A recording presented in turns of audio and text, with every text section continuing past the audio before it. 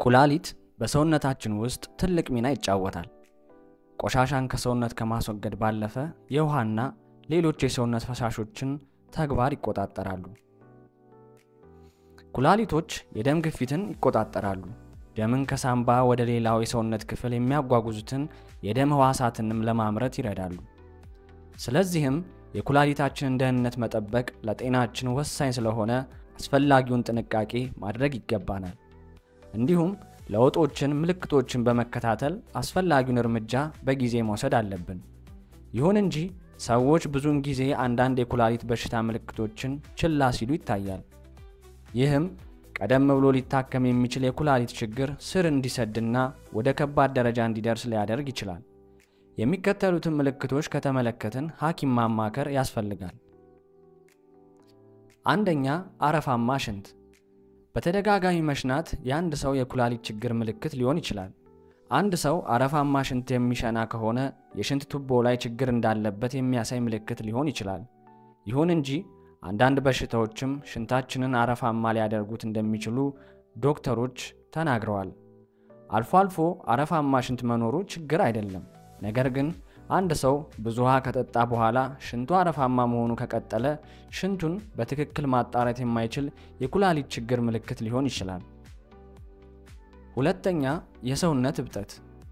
የአይንና የእግር እብጠት የኩላሊት ችግር ምልክት ሊሆን ይችላል። በእግሩ ላይ እብጠት ካዩ ችላ ሊሉት አይገባም። አንድ ሰው በእግሩ ላይ ስለሚኖረው እብጠት በጣም መጠንቀቅ አለበት ሲሉ ዶክተሮች ተናግረዋል። በተመሳሳይም የአይን፣ የፊትና የእግር እብጠትም የኩላሊት በሽታ ምልክቶች ናቸው። ሶስተኛ፣ ከፍተኛ የደም ግፊት። እንደ ባለሙያዎች ገለጻ ከሆነ ከፍተኛ የደም ግፊት የብዙ ነገሮች ምልክት ነው። በሽታው የኩላሊትን ስራ ይጎዳል። ለዚህም ነው ባለሙያዎች ሰዎች የደም ግፊታቸውን እንዲቆጣጠሩ የሚያስጠነቅቁት። አራተኛ፣ የስኳር በሽታ። የስኳር በሽታ በዋነኝነት ኩላሊትን ይጎዳል። የጤና ባለሙያዎች እንደሚሉት 80 በመቶ የሚሆኑ የኩላሊት ካንሰር ታማሚዎች የስኳር ህመም አለባቸው። ከ30 እስከ 40 በመቶ የሚሆኑት የስኳር በሽታ ያለባቸው ሰዎች የኩላሊት ችግር ያጋጥማቸዋል። ለዓመታት የደም ስኳር መጠን ሲጨምር የኩላሊት በሽታ መባባስም ይጀምራል። አምስተኛ፣ ድካም፣ ማሳከክና ማቅለሽለሽ። የድካም ስሜት፣ እጅና እግር ላይ ህመምና ተደጋጋሚ ማቅለሽለሽ ስሜት የኩላሊት ችግር ምልክቶች ሊሆኑ ይችላሉ። እንደ ባለሙያዎች ገለጻ ማሳከክ የሚከሰተው በሰው አካል ውስጥ በሚኖረው በፎስፈረስ እጥረት ምክንያት ነው። የኩላሊት በሽታም የፎስፈረስ እጥረት ሊያስከትል ይችላል። አንዳንድ የኩላሊት በሽታ ያለባቸው ሰዎች የማቅለሽለሽ ስሜት ስለሚኖራቸው ረሃብ አይሰማቸውም። ጥንቃቄ የተሞላበት አመጋገብ በሽታን ለመከላከል እንደሚረዳም ባለሙያዎች ይጠቁማሉ። የአካል ብቃት እንቅስቃሴ ማድረግ፣ በቂ ውሃ መጠጣትና የጨውና የስኳር መጠንን መቀነስ የኩላሊት ጤናን ለመጠበቅ ይረዳል ሲሉም ይናገራሉ። ስለ ምልክቶቹ ይህን ያህል ካልን በምን መንገድ የኩላሊትን ጤና እንጠብቅ የሚለው ወሳኝ ጥያቄ ነው።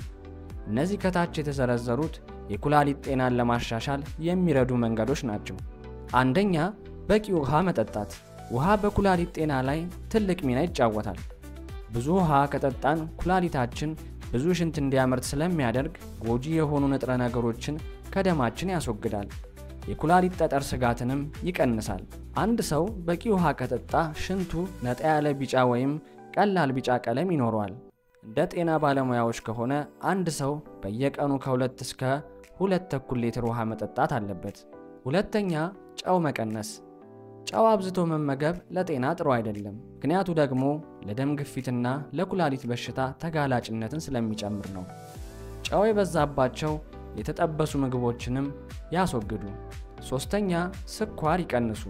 የኩላሊት በሽታን ለማስወገድ ከፈለጉ ትንሽ ስኳር ይመገቡ። ከስኳር መራቅ ደግሞ የተሻለው አማራጭ ነው። እንደ ኬክና ቸኮሌት ያሉ ነገሮች የተጣራ ስኳር አላቸው። ስኳር የኩላሊት በሽታና ከመጠን ያለፈ ውፍረት የመፍጠር እድልን ይጨምራሉ። አራተኛ፣ ስብ ይቀንሱ። ባለሙያዎች እንደገለጹት ከሆነ አንድ ሰው ክብደት መቀነስ አለበት። ከመጠን በላይ ወፍራም የሆኑ ሰዎች ለኩላሊት በሽታ የመጋለጥ እድላቸው ከፍተኛ ነው። ቆሻሻን ከሰውነት ውስጥ ለማስወገድ ስለሚረዳ መደበኛና መካከለኛ የአካል ብቃት እንቅስቃሴ ማድረግም አስፈላጊ ነው።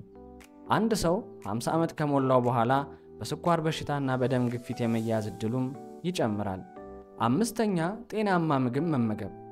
አትክልት፣ ሾርባና ፍራፍሬዎችን መመገብ ለዚህ ፍቱን መድኃኒት ነው። የተጠበሱ ምግቦችንም ማስወገድ ጥሩ ነው። በቂ ውሃ መጠጣት፣ ጤናማ አመጋገብና የአካል ብቃት እንቅስቃሴ ማድረግን ለኩላሊትና ለሌሎችም የሰውነት ክፍሎች ጤና ጠቃሚ ነው።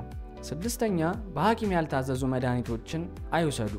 የጤና ባለሙያዎች እንደሚሉት ከሆነ ሰዎች ያለ ሐኪም ትዕዛዝ መድኃኒት ገዝተው ሲወስዱ ይታያል። አንዳንድ ሰዎች ደግሞ የህመም ማስታገሻ መድኃኒቶችን በተደጋጋሚ እንደሚወስድም አክለዋል። አረጋውያን የህመም ማስታገሻ መድኃኒቶችን ይወስዳሉ፣ አንዳንዶቹ ግን ኩላሊት ላይ ችግርን ይፈጥራሉ ሲሉ አክለዋል። ስለዚህም በሐኪም ያልታዘዙ መድኃኒቶችን አይውሰዱ።